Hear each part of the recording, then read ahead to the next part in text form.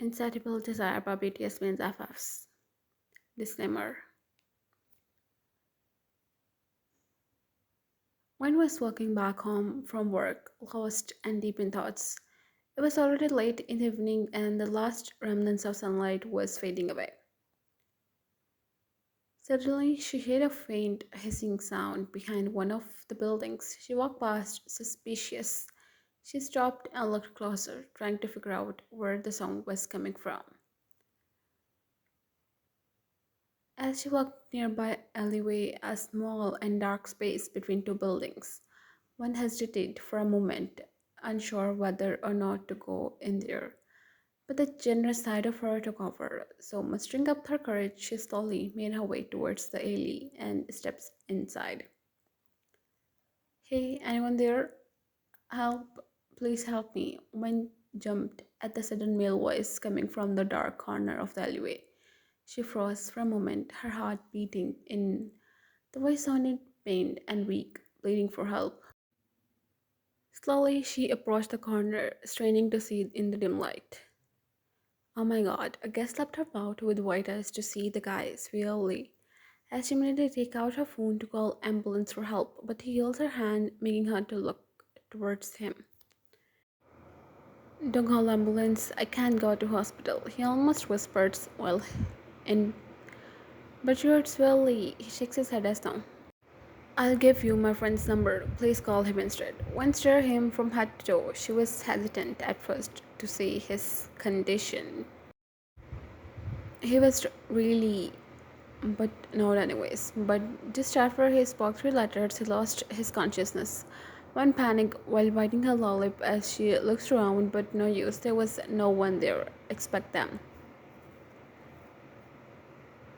Having no other option, she called a taxi and take him home with her. She had no idea who he was or why he didn't want to go to hospital, but something about him seemed familiar.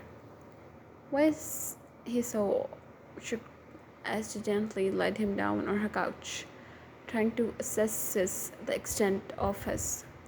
He truly was, and she was worried about what she have gotten himself into. One sighs as she immediately went to take first aid kit she have in home and cut his shirt first. Oh my god, she gasped to see his. Recording herself and having no other option started leaning. 2 hours later and one was done with bandage ever possible she found as she took out a sigh of relief and with last glance went to bed. One have no idea when she fell asleep last night, but getting up, the first thing came in her mind was the stranger outside. As she immediately made her way towards the living room and saw him still lying on the couch, his body tangled in blanket she had covered him with last night. Hello, she slightly touched him, and he slowly opened his eyes, woken up by one soft greetings. He seemed disoriented for a moment, taking in his surroundings. You remember me? Of course. Who could forget a beauty like you? A faint smile appeared on his lips. His voice was harassed and weak, but the words he said sent a shiver down on Wayne's spine. He tried to get up and one side widened. Stay still, please. You know fine. He stopped trying to move, wincing sure through his body. He looked at Wayne, his expression a mix of irritation and frustration. I'm fine, he muttered through clenched teeth, his voice strained. One narrowed her eyes as she placed her hands on her waist. Stay still, mister, she grits out. His eyes widened slightly at the authoritative tone in Wayne's voice. As she stilled immediately, his voice tensed under her tone. Okay, okay, he mumbled, breathingly, submitting to her command. I shall stay still.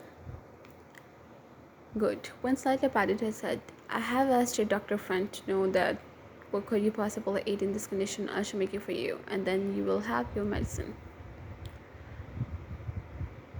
There's no need. You do. You have done enough help. I think you should leave now. When Sally turns back towards him, Okay, but have something first. Her voice was soft but demanding, and a sudden urge in him wants to obey her quietly as he just nods. Your friend was there to pick him as soon as he was done with breakfast. I don't know what trouble you got yourself into, but you are not good. I really think you should see a doctor. Jung smiles lightly while his friends demonstrate him with shocked expression because that was something new. Sure, Bella, as you say, I can't thank you enough for yesterday. Take care. Damon stared and Cook with a mixture of shock and surprise, unsure of what had happened. He surely couldn't believe his eyes. He had never seen Jungkook like this before, soft and obedient. Jim was side-eyeing Jungkook from time to time with a suspicious look. Just spit it out, Jimin. Who was she? Stranger who saves me yesterday, as he already told you. And here is a bra, poking his inner cheek. And get all her information from me as soon as we reach home. Jimin poked his inner cheeks, smirking, amusement rolling his eyes. It was something new coming from him, but of course he saw it coming as he just nods in response. Kim Wan, 25, working next exact gallery artist, cute, caring, sweet. Chun Jungkook, 32, Ruthless Mafia king, can't think twice before someone. Jungkook's eyes widened as he listened to Wen recite Wen's personal information. She was younger than he thought, only 25 years old. He couldn't help but feel a mix of fascination and intrigue as he learned more about her, but at the same time couldn't shake the dark thoughts in his mind. The knowledge that he was a ruthless mafia leader, capable of anyone without hesitation, only heightened his interest in her. A week passed. One was in our gallery. It was weekend and there was an exhibition today. Jungkook smirks when he saw Wan from afar. He was better than before as he strolled towards her in all his manly glory. Few steps closer and he saw her laughing on something while talking with a stranger. He stops as his eyes darkened and jaw clenched. He couldn't explain the sudden urge of jealousy and possessiveness that coursed through him. He had came to the art gallery especially to see her again, but the sight of her talking to someone else felt like a punch in his gut. He clenched his hands into fist, tightening the urge to march over and pull her away from the stranger. Instead, he watched from a distance, his gaze crowning with each passing second as he took out his phones and took a picture of the man before dialing someone's number. I want him with an extra. He didn't waste it for response and caught the call. A smirk plastered his lips as he fixed his posture and masked a call face before marching towards a nearby painting where one was standing. His shoulder slightly had when he was passing by her side. I'm sorry, he apologized softly with a smile, and when eyes widened, recognizing him. You're the street guy. He excused his nose from the guy. Sorry, he pretended as he didn't recognize her. My face fell sadly. I saved you last week, remember? Oh, you the girl. I'm so sorry. I never didn't recognize you at first. How are you, miss? I'm Wen. She smiles, extending her hand. Are you okay now? Do you see doctor? Wen starts spreading in the cook's stomach to see her care for him, and he nods. Perfect as new. Wen giggles on his words, and his lips also rose up into a beautiful smile. I'm Jungkook. He took her hand in his knuckles, a blush, grape her cheeks. So, how are you here today? Well, I can ask you the same question. She smiles, but shakes her words anyways. I work in this art gallery. I'm an artist. Wow, what an amazing profession. Well, about me, I'm invited as a chief guest today. When Rachel Brown confirmed, oh my god, you're the Jian Jungkook, she guessed. The famous CEO of Jian Enterprises. He chuckled humorously on her words. Guess I am, he shrugged nonchalantly. Fitness passed and they talked for quite a while. Jungkook followed Ryan as she gave him a tour of the gallery. His eyes never leaving her as she pointed out in different artworks and explained their significance.